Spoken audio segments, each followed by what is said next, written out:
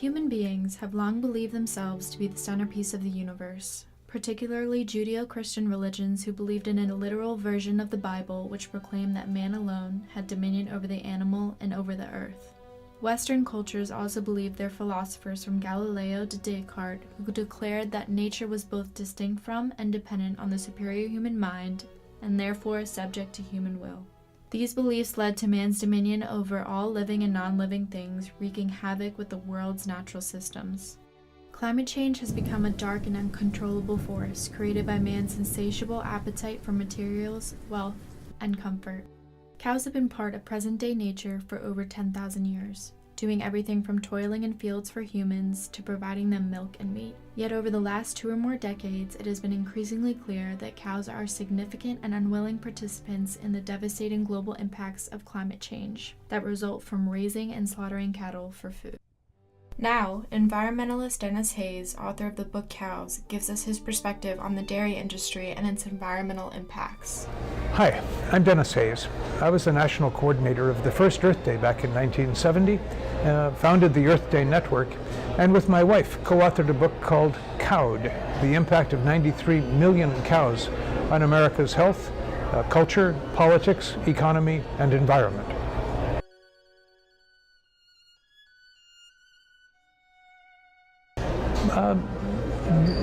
Cows have huge impacts upon the environment, and they're coming to be appreciated. These include the growing of grains that we feed to cows in feedlots to fatten them up. The fact that we feed them in feedlots to fatten them up and produce enormous amounts of waste that needs to be disposed of and is never disposed of well.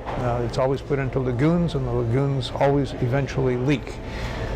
It's unhealthy for the cows themselves. It's like feeding them a constant diet when we feed them corn of Halloween candy to our children. Cows belch, and what they belch is mostly methane, a very powerful greenhouse gas. For whatever reason, we have attributed the highest value to beef that is full of fat. We use somewhat more flattering terms than that for it, but in the end, the fatter the beef is, the more it is graded highly by the Department of Agriculture. And that's the worst thing for our own diets. Overall, I think it would be hard to come up with anything that we could eat that would be worse for the environment than beef.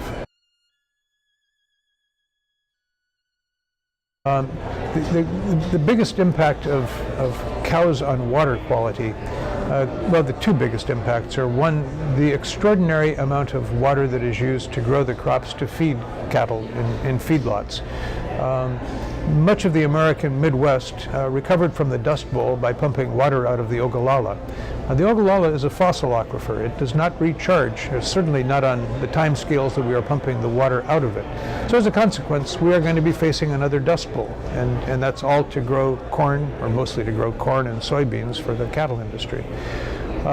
Second, once you're growing the cows, and the way that we do it in the United States and increasingly around the world is in feedlots.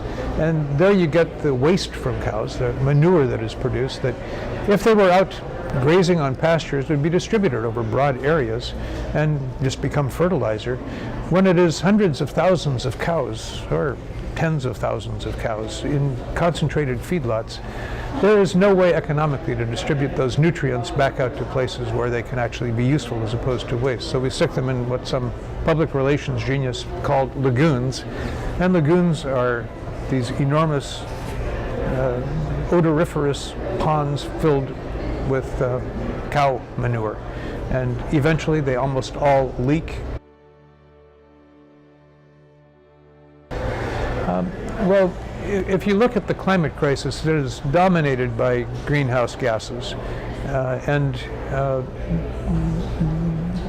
by far the greatest source of those things is the combustion of fossil fuels, followed by various industrial chemicals. Cows, if you get rid of them, are not going to solve that big, huge part. We are going to have to address that as well. But considering that we need to move the world not just to zero carbon emissions, but actually begin to draw down the carbon that has already been put into the atmosphere and has already begun to change the climate in dramatic ways, You cannot get to that point where you are no longer making contributions of carbon to the atmosphere so long as you have a significant cattle industry. It isn't just public health issues in the United States. Raising cows requires a lot of land, and much of it comes from clearing rainforests around the world. The Amazon is the world's most biodiverse forest, covering 3 countries. 20% of the Amazon rainforest has been cut down, and 80% for cows. Clearly, the needs of man take precedence over the biodiversity of the world. The ever-increasing amounts of methane, a greenhouse gas, which are released from cows, is now recognized as a major contributor to climate change. In an interview with Scientific America, renowned crocodile and nature lover Steve Irwin responded to Australia's government's decision to kill kangaroos to make way for cattle grazing.